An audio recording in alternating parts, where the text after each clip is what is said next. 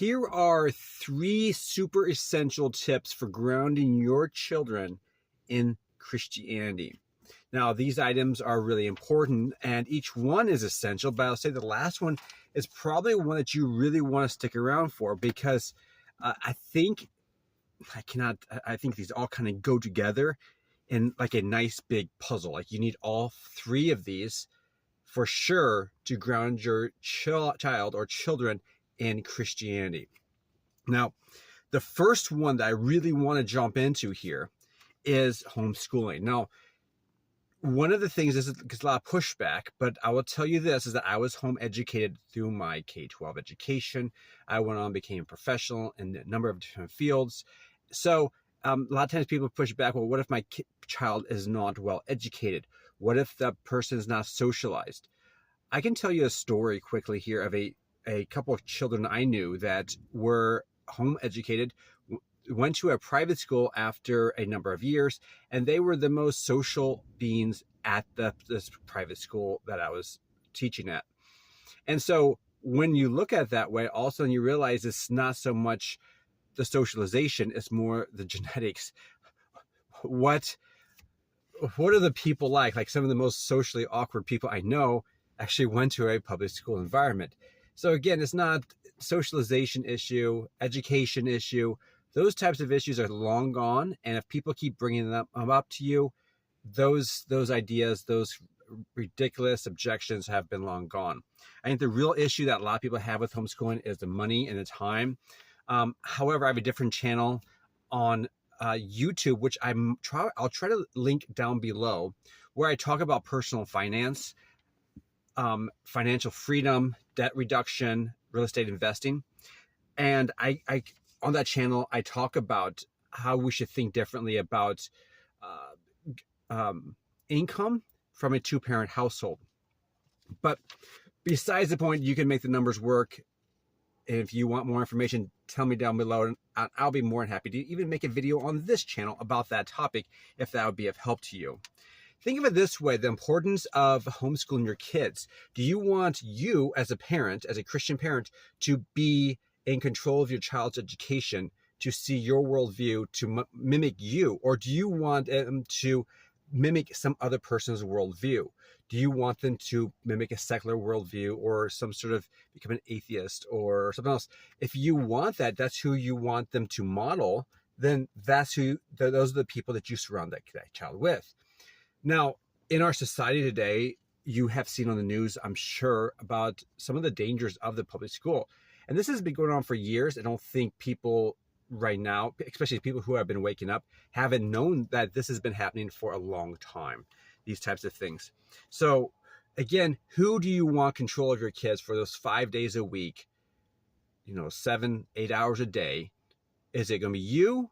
Is it going to be your family, those people who you trust and who you want them surrounded with, or some sort of stranger, other kids?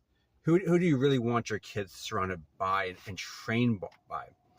Also, I think another thing that's really cool about home education, and this might come up a little later down in the video, but one thing nice about home education is that a child gets a multi-age and even multi-generational socialization package. In a public or even a private school situation, a lot of times children are segregated into their own distinct groups of kids their own age, and they're similar intellectual abilities. So it levels out the field for the children, and so they're stuck at this one little place in the world where they think everyone is the same age, and they never see people outside of the age. Now, in a public school environment, you do have kids in different grades. You do have teachers, obviously different ages of teachers. But all in all, the most of the people around them are going to be their peers, their own age. And what's nice about being home educated, you are in a diverse set of ages. Oftentimes, a lot of times people have more than one child. You can go to home education groups where there are other kids of other age groups all mixed together, and you have different age groups and different generations. Sometimes you're being the parent or grandparents or whatnot. That's number one. Home education is super important. I got rid of some objections if you have any more objections, tell me down below and I'll try to address them if I can.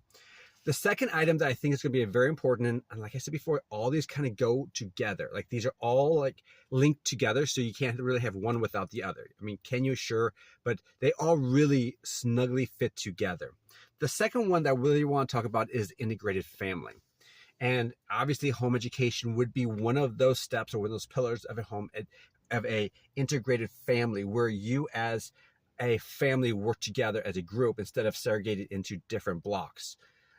Oftentimes, if you ever heard of an integrated church, this is where families gather together in churches and not so much of a segregated environment. Recently, I just heard a story of a church that is trying to segregate more and more of their church into different smaller groups. And this is dangerous. I think more and more people should try to come together, different age groups. This is where you build community, where you have a bigger framework of life and you see other people of different ages. Old can help the young can help the young give energy to the old, but the old help give the young stability and focus and seriousness, but then the young can help give lightheartedness, energy, optimism. So both together can really help each other out instead of just being focused on one little age group. So a segregated family is not good, because a lot of times in a segregated family, mom and dad go do one, mom does one thing, dad does another thing. The 5 kids or 2 kids or 3 kids, whatever, they go off in their own little directions, go read their own books, go watch their own movies, go play their own games, jump on video games.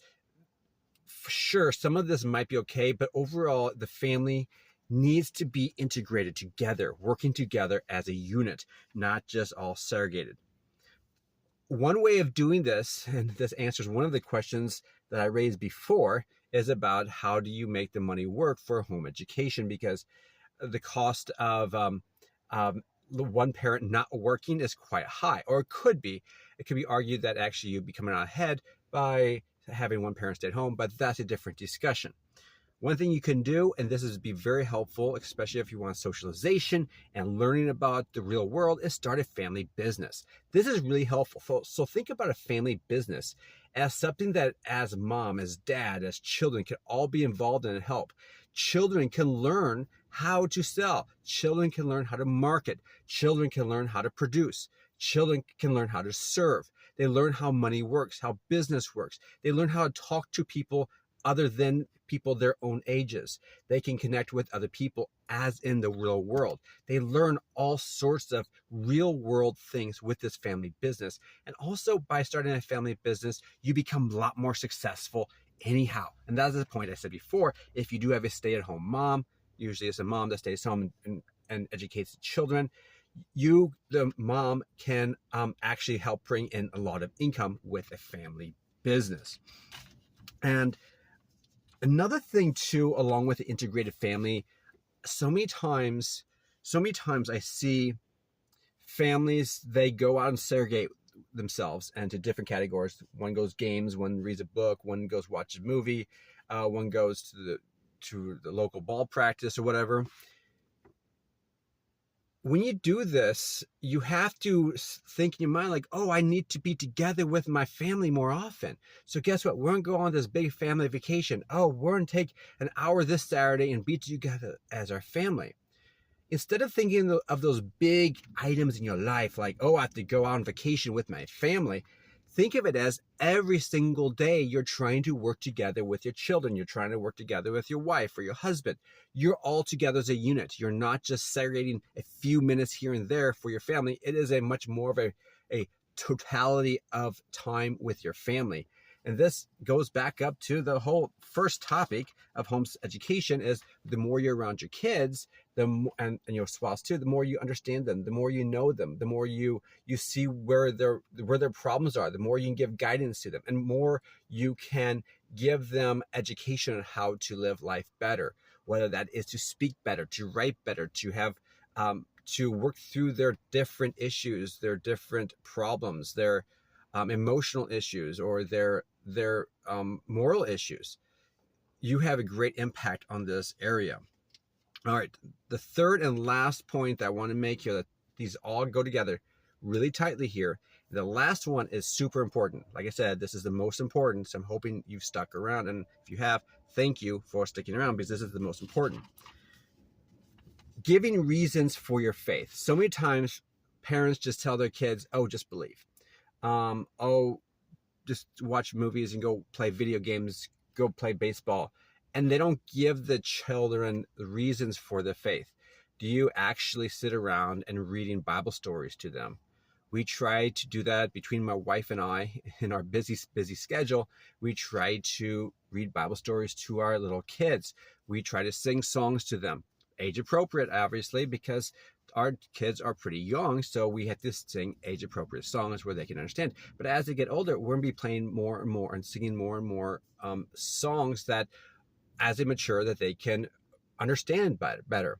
Same with Bible stories. We're teaching them Bible stories now. We're trying to answer their questions about God and about Christianity at their level. Now, they really do have real questions about how the world works. And this is apologetics, answering real questions that they really do have. Sometimes I have to tell them, like, hey, right now, you're not old enough. I just cannot explain this topic to you. Eventually, you'll understand it because you just don't have the vocabulary, the framework to understand what I'm talking about here. So age-appropriate explanations for your children is super important. So again, the movies, the gaming, and all the extracurricular stuff, instead of doing that, focus on training your kids on being better people, being more moral people, being more holy people. Our jobs is not to just train our kids to be good kids, but actually train them to be good adults, to be godly adults. So the item that I really want to push here is teach them apologetics and worldview. Why do they believe what they believe? What do they believe what they believe? How do you interact with others who have other beliefs? Have them have real world experiences. You can go out and evangelize to other people, but you should be evangelizing to your kids first. The same thing goes to the church as well. Sunday school should just not be a time of just fun and games, but actually a time of where kids can actually learn and grow and become more knowledgeable about what God wants them to do and how to live life.